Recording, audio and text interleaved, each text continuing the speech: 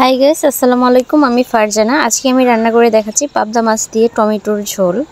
তো প্রথমেই আমি একটি প্যানে রান্নার সয়াবিন তেল দিয়ে দিয়েছি। কেটে রাখা পেঁয়াজ কুচিগুলো দিয়ে দিচ্ছি। পেঁয়াজগুলো হালকা ব্রাউন করে ভেজে নিচ্ছি।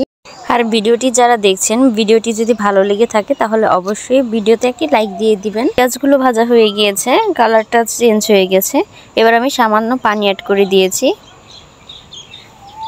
এবার আমি পরিমাণ মতো লবণ দিয়ে দিচ্ছি।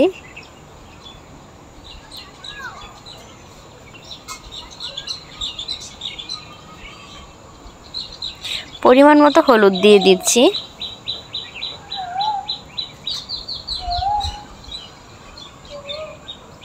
ধনিয়ার ফাঁকি দিয়ে দিচ্ছি।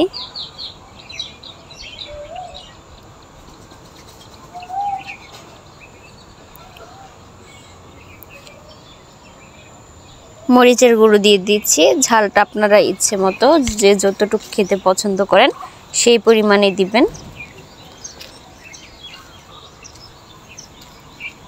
এবার আমি ভালো করে মশলাটা কষিয়ে নিচ্ছি।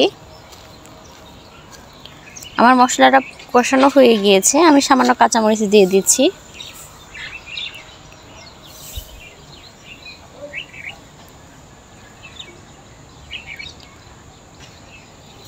এই পর্যায়ে দেখতে পাচ্ছেন তেলগুলো ছেড়ে দিয়েছে, তার মানে আমার মশলাটা ভালো করে কষানো হয়ে গিয়েছে।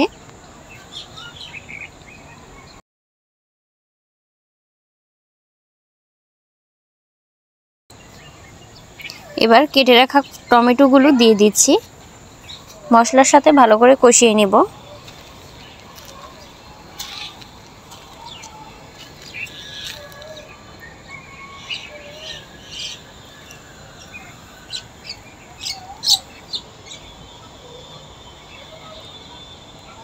ভালোভাবে নেড়েচেড়ে মিশিয়ে এবার ঢাকনা দিয়ে ঢেকে দিচ্ছি।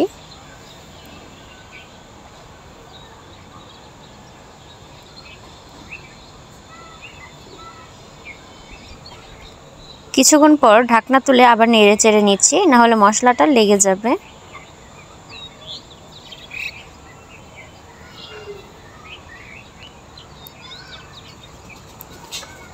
এ পর্যায়ে আমি চুলার জালটা মিডিয়ামে রেখেছি। ঢাকনা দিয়ে এবার ঢেকে দিচ্ছি। কিছুক্ষণ পর আবার ঢাকনা তুলে নেড়েচেড়ে নিচ্ছি।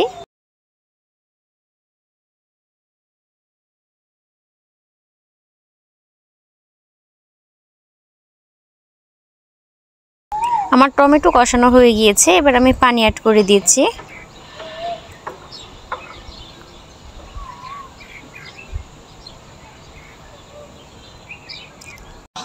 এখন আমি মাছগুলো দিয়ে দিচ্ছি। আমি পাবদা মাছগুলো ভেজে রাখি নাই, কারণ আজকে আমি মাছ না ভেজেই পাবদা মাছের তরকারি রান্না করতে যাচ্ছি। এভাবে রান্না করলেও তরকারি টেস্টটা অন্যরকম হয়, মাছগুলো খেতে ভালো লাগবে। আমরা তো সবসময় মাছ ভেজে তারপর তরকারি রান্না করি, আজকে একটু ভিন্নভাবে রান্না করছি।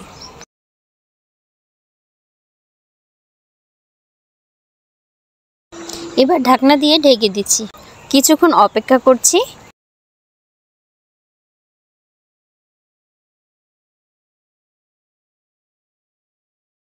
এবার ঢাকনা খুলে নিচ্ছি।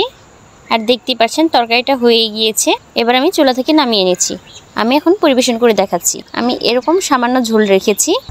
এই টমেটোর ঝোল খুব ভালো লাগবে। এভাবে রান্না করলে পাবদা মাছ খেতে অনেক মজা হয়। আর এখন টমেটোর সিজন চলছে, অবশ্যই এভাবে রান্না করে দেখতে পারেন। আজকে এখানেই বিদায় নিচ্ছি। আল্লাহ হাফেজ।